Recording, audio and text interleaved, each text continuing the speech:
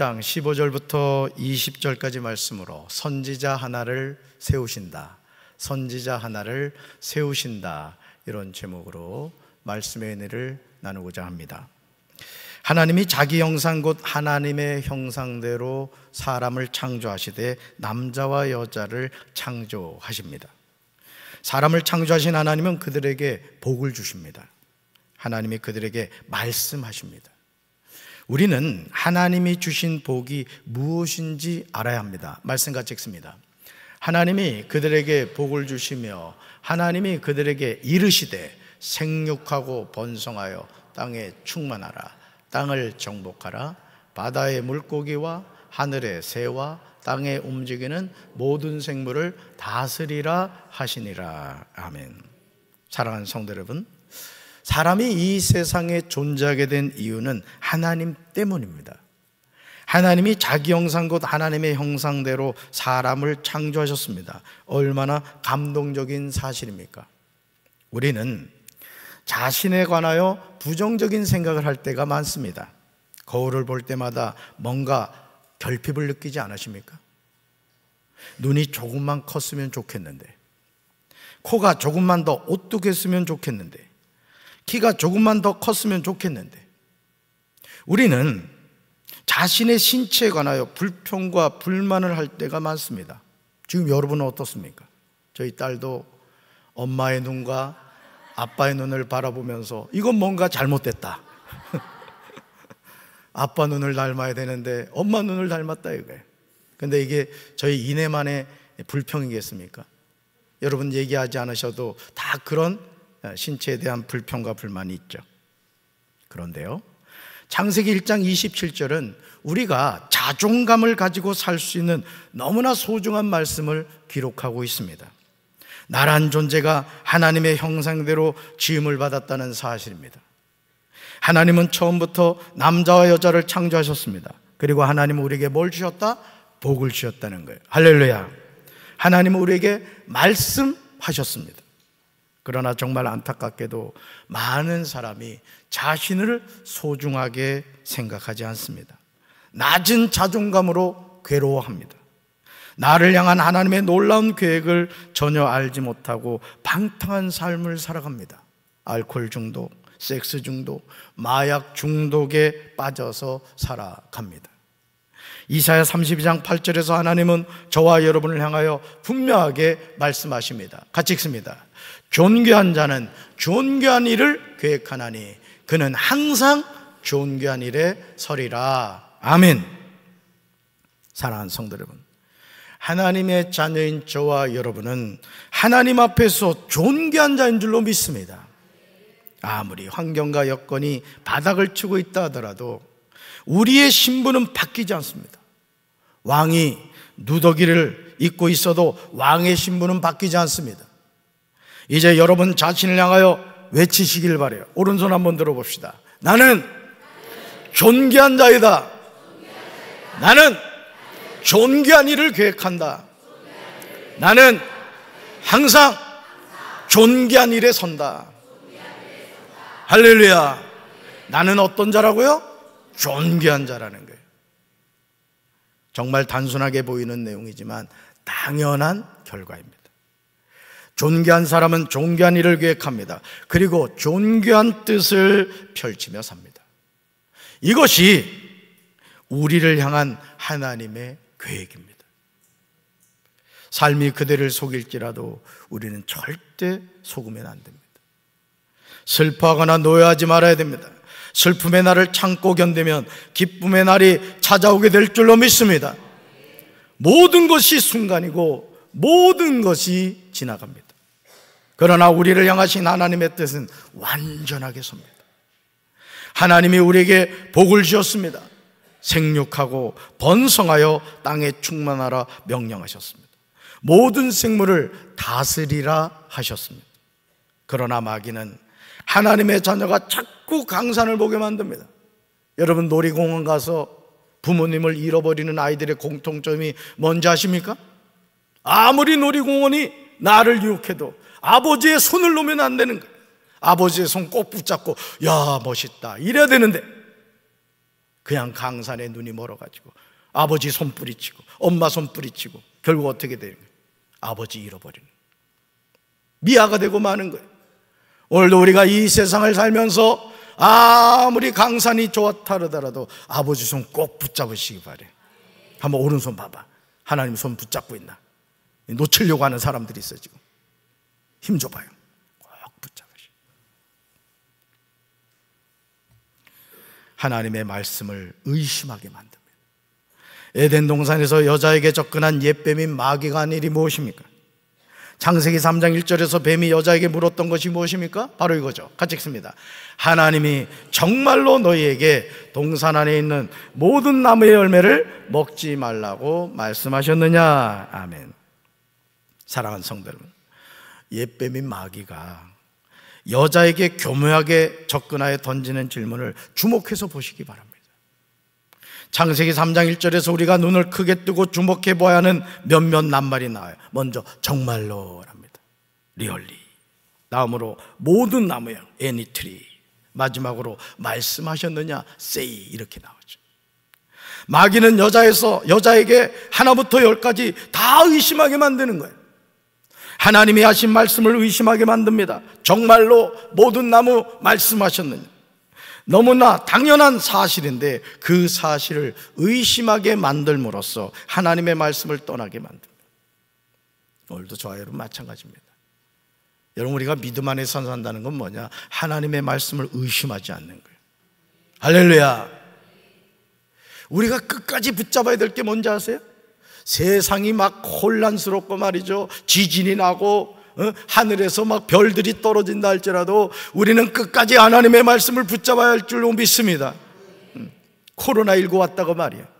아직도 교회 안 나오는 사람들 많아. 왜 그런 거예요? 코로나19한테 진 거야. 저는 우리 사랑하는 성도 여러분들이 어떤 내 삶의 고난과 역경이 다가온다 할지라도 하나님의 말씀은 진리고 하나님의 말씀은 우리의 인생을 변화시킨다는 걸 믿으시기 바라요. 할렐루야. 하나님의 말씀은 이해하고 믿는 게 절대 아닙니다. 따릅시다. 하나님의 말씀은 믿고 이해하는 것입니다. 아브라함에게 모리아산에 가서 네 아들 독자 이삭을 바치라고 하면은 모리아산으로 가는 거예요. 뭔 일이 일어날지 몰라요.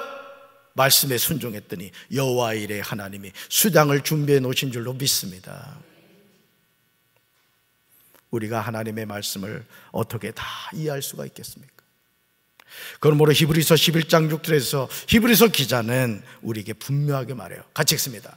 믿음이 없이는 하나님을 기쁘시게 하지 못하나니 하나님께 나아간 자는 반드시 그가 계신 것과 또한 그가 자기를 찾는 자들에게 상 주시는 이심을 믿어야 할지니라. 아멘. 하나님의 자녀가 하나님을 기쁘시게 되는 방법은 믿음입니다. 하나님이 하신 말씀에 관해 의심하지 않는 거예요. 이 눈에 아무 증거 보이지 않고 이 귀에 들리는 소리가 없고 이 손에 잡히는 것이 없다고 할지라도 말씀을 믿는 거예요. 왜? 하나님은 말씀대로 세상을 주관해 가시기 때문에 그래요. 이제 우리는 믿음이 없이는 하나님을 기쁘시게 하지 못한다는 사실을 믿어야 돼요. 제가 목회하면 깨닫는 게 뭐냐? 목사는 믿음의 사람이 돼야 돼요. 성도 여러분도 마찬가지라고요. 아까 사실은 연습할 때 가보니까 조금 위험했거든. 그랬더니 너무 잘했어. 고음 처리 너무 잘해. 왜? 우리가 믿음을 가지고 하면 되는 거예요. 믿습니까? 여러분의 인생도 마찬가지입니다. 내 인생은 된다 하면 되는 거예요. 왜? 하나님이 함께 하시니까. 여러분 누구 자녀예요? 뭐예요? 하나님의 자녀. 소중한 하나님의 자녀지. 할렐루야. 하나님께 나아가는 사람은 두 가지 사실을 믿어요. 두 가지 사실. 첫째, 반드시 하나님이 계신다. 따릅시다. 반드시 하나님이 계신다. 이게 믿어지면 인생 끝나는 겁니다. 하나님 계신 게 믿어지면요, 뭐가 겁납니까? 내 인생이 누구 손에 있어요? 하나님 손에 있는. 둘째, 하나님이 자기를 찾는 자들에게 상 주시는 이시라는 거죠. 이 믿음이 없이는 천국을 향한 여정을 마치지 못해요. 그래서 신앙생활 하다가 중단하는 사람이 왜 그러냐? 하나님을 믿지 못하는 거예요. 하나님이 상 주시는 이시라는 걸 믿지 못해서 그런 거예요. 여러분, 하나님 살아계십니다. 하나님 여러분의 아버지 되십니다. 우리 끝까지 그 하나님만 믿고 살아갑시다. 할렐루야. 우리는 세상을 살면서 많은 미혹에 쉽게 넘어지죠. 출애굽하였던 수백만의 이스라엘 백성들이 광야에서 20세 이상은 다 죽었음을 우리는 명심해야 합니다. 민수기 32장 11절에서 하나님은 이 사실에 관하여 말씀하세요. 같이 읽습니다. 애굽에서 나온 자들이 20세 이상으로는 한 사람도 내가 아브라함과 이삭과 야곱에게 맹세한 땅을 결코 보지 못하리니 이는 그들이 나를 온전히 따르지 아니하였음이니라. 아멘. 사랑하는 성도 여러분, 애굽에서 노예 생활하던 이스라엘 백성이 애굽에서 나온 이유는요, 하나님이 그들에게 가나안 땅을 주시기 위함이었습니다. 오늘 저와 여러분이 예수 그리스도를 영접하고 그 이름을 믿는 이유는 천국 때문인 줄로 믿습니다.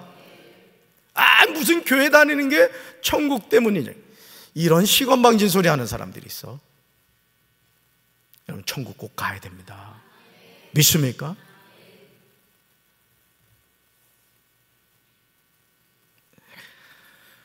사랑하는 성도 여러분, 노예 생활을 하던 이스라엘 백성이 애굽에서 나온 이유는 가나안 땅 때문임을 기억하셔야 돼요. 지금 우리는 고상한 종교 생활을 하기 위해서 교회 다니는 게 아닙니다. 그러나 안타깝게도 가나안 땅으로 가던 이스라엘 백성들 가운데 20세 이상은 하나님이 아브라함과 이삭과 야곱에게 맹세한 땅을 결코 보지 못했어요. 오늘도 마찬가지입니다. 교회를 다니기는 하지만 광야에서 죽는 사람이 많아요. 나는 우리 사랑하는 성도들 가운데 한 사람도 광야에서 죽지 않게 되길 주님의 이름으로 축원합니다.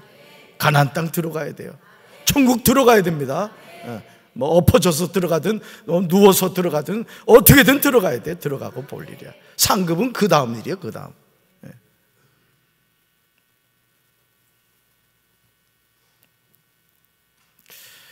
여러분, 이스라엘 백성이 하나님의 약속을 신뢰하지 않고 원망했기 때문에 그들이 광야에서 죽은 거예요. 민수기 14장 29절에 이렇게 말씀하시죠. 너희 중에 20세 이상으로서 계수된 자 곧 나를 원망한 자 전부, 이렇게 말씀하세요. 사랑하는 성도, 회개하라 천국이 가까이 왔다는 예수님의 외침처럼 우리는 자신의 죄를 회개하고 천국을 향하여 믿음으로 나가야 될 줄로 믿습니다. 하나님을 원망하여 광야에서 시체가 되어 뒹굴게 되면 안 되는 거예요. 여분네 아들 갈렙과 눈의 아들 여호수아처럼 하나님이 약속하신 가나안 땅에 들어가야 될 줄로 믿습니다. 아니 말로 여러분이 5남매가 있는데 목사님 뭐 3남매만 천국 가면 뭐 그래도 3분의 2니까 괜찮다, 이런 생각 누가 합니까? 부모님이 5남매 다 천국 가길 원하시죠? 우리 하나님도 마찬가지라고. 광야에서 죽는 인생이 되지 말고 우리 가나안 땅 천국 들어갑시다. 할렐루야. 신명기 18장 15절부터 22절은 선지자를 일으킬 약속에 관한 내용이 나옵니다. 우리가 낯선 곳을 여행할 때 꼭 필요한 사람이 그 지역을 잘 알고 있는 가이드죠. 지혜로운 가이드를 만나면 즐겁고 유익한 여행을 하게 됩니다. 신앙생활도 마찬가지예요. 좋은 교회를 만나는 것이 천국 가는 지름길이 되는 거예요. 따라서 좋은 교회를 만나는 것이 천국 가는 길입니다. 아멘.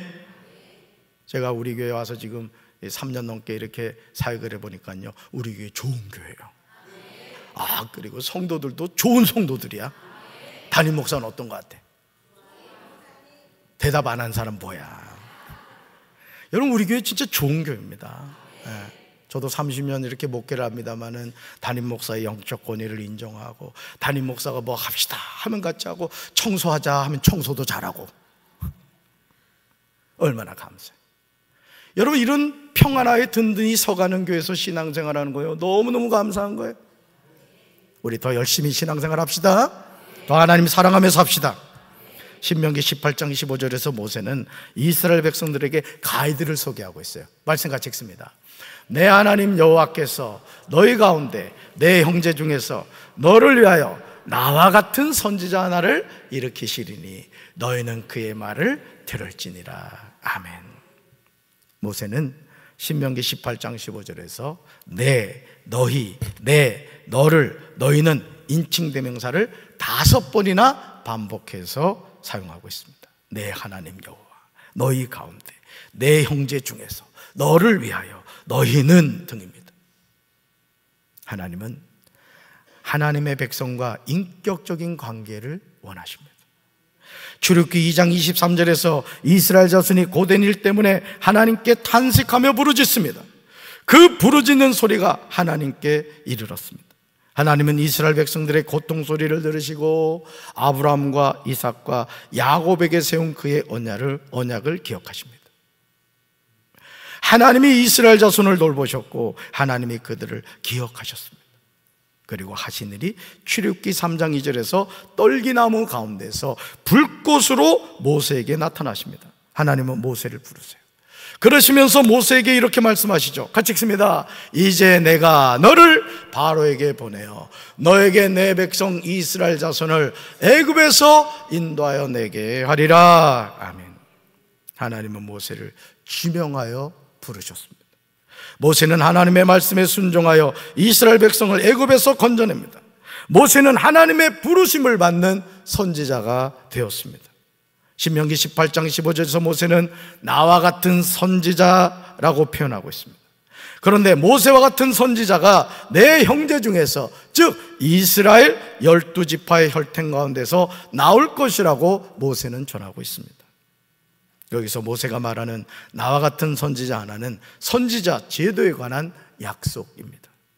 즉 모세 이후에도 계속해서 이스라엘 백성 중에서 일어날 모든 선지자를 가리킵니다.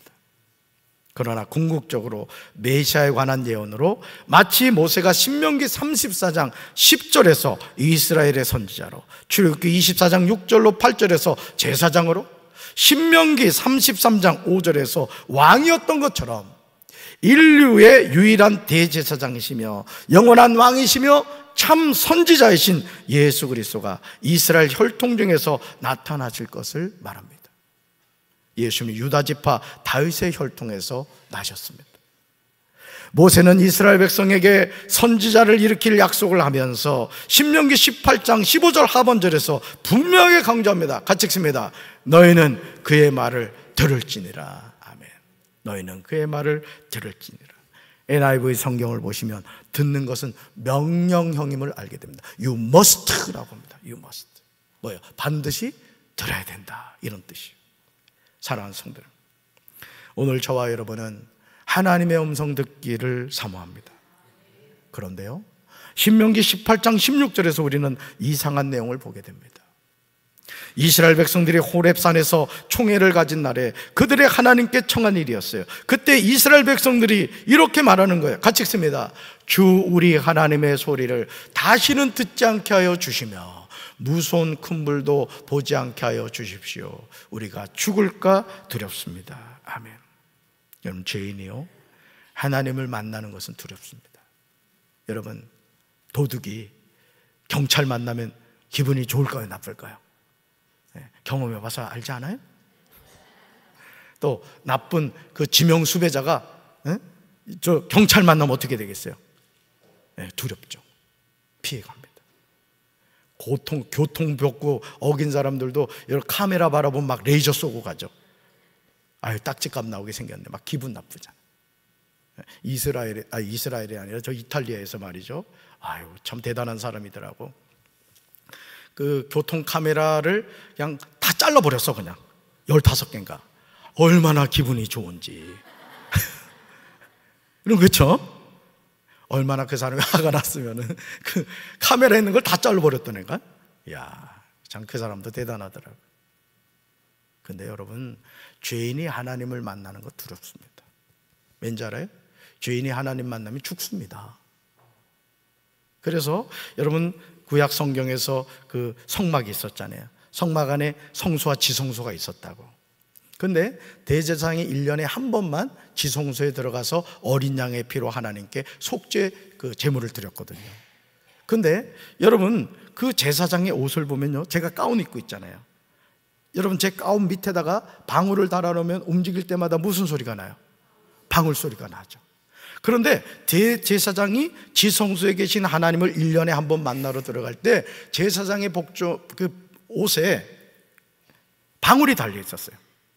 그래서 그 지성소에 들어가서 하나님께 이제 어린 양의 피를 이렇게 드리는데 소리가 없잖아요. 그 무슨 뜻이에요? 죽었다는 얘기예요. 그러니까 대제사장이라는 사람도 하나님 앞에 나갈 때 죄를 지으면은 그냥 즉시 죽었어요. 즉시. 그래서 어떻게 되면 허리에 끈을 이렇게 매가지고 그 시체를 또 가지러 들어갈 수 없잖아요. 줄로 잡아당겼다고요. 하나님이 그 정도로 무서운 분이에요. 제가 목회하며 깨닫는 게 뭔지 아세요? 오늘 목사 장로들 가운데 하나님 두려워하지 않는 사람들 많아. 성도들도 마찬가지예요. 저는 저와 여러분이 하나님을 경외하는 믿음을 가지고 신앙생활하게 되길 주님의 이름으로 축원합니다. 주님의 이름으로 축원합니다. 우리는 신명기 18장 16절에 나오는 내용이 출애굽기 19장에 나오는 내용임을 알게 됩니다.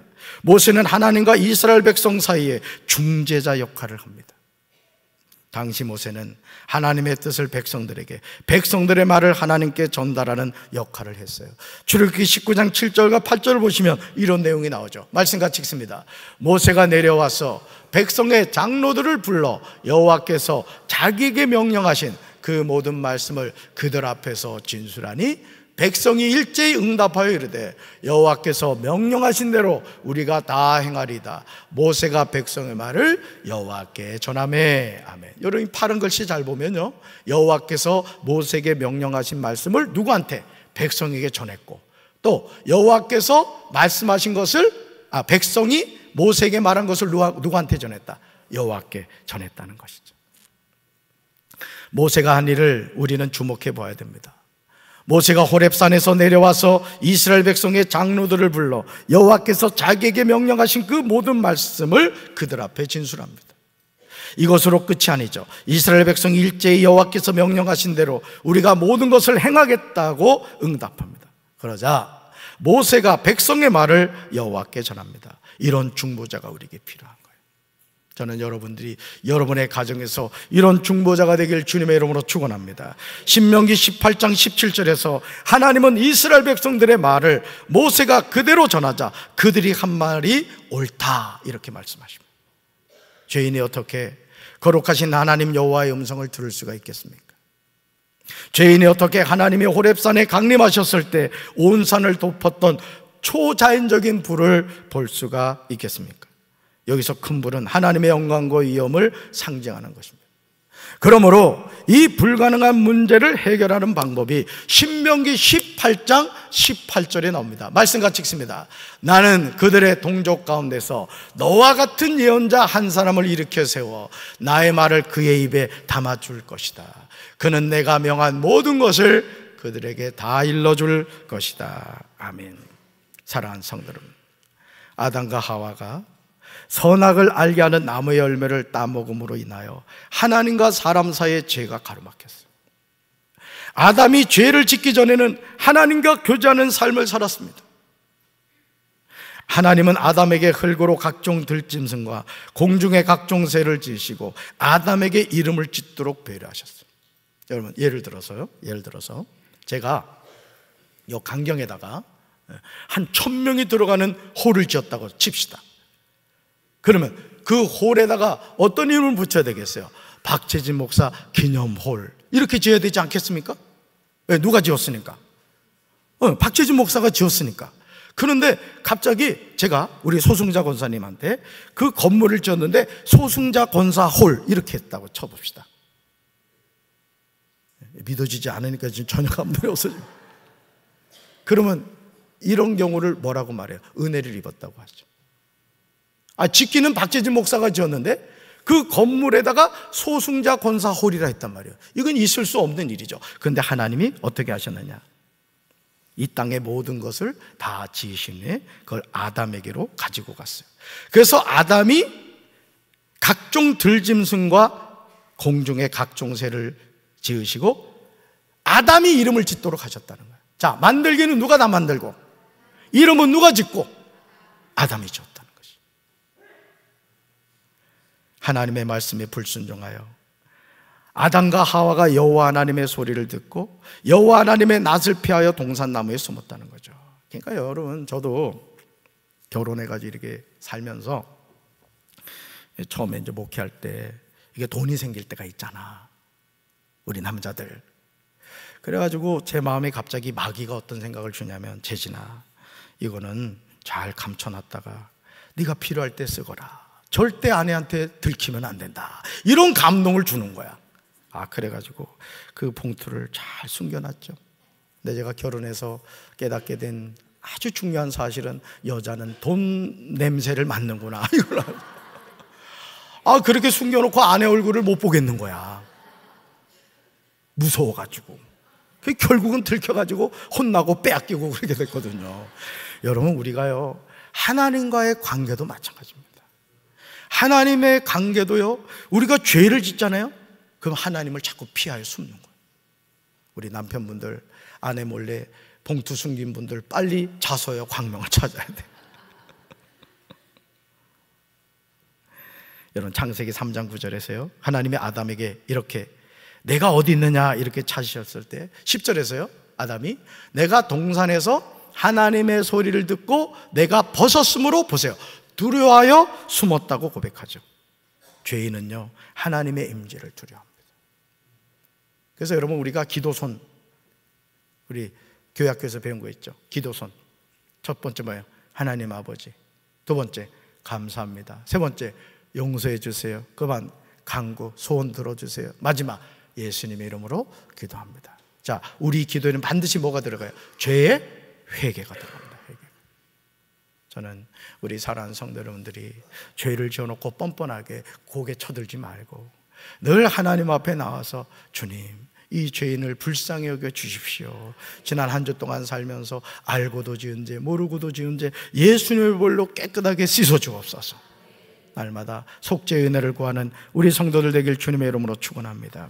하나님은 모세에게 말씀하십니다. 나는 그들의 동족 가운데 너와 같은 선지자 한 사람을 일으켜 세워 나의 말을 그의 입에 담아줄 것이다. 그는 내가 명한 모든 것을 그들에게 다 알려줄 것이다. 바로 이 중보자가 누구예요? 예수님이라고. 예수.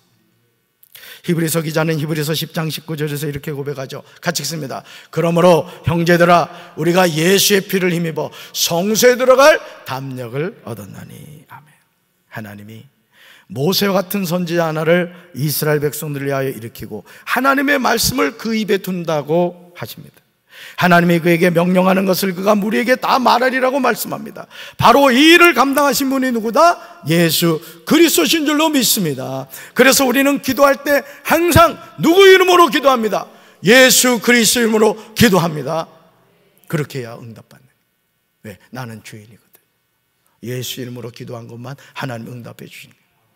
그러므로 이제 죄인인 우리는 예수 그리스도 이름을 의지하여 시퍼렇게 살아계신 하나님이 거하시는 지성소에 들어가게 되었습니다.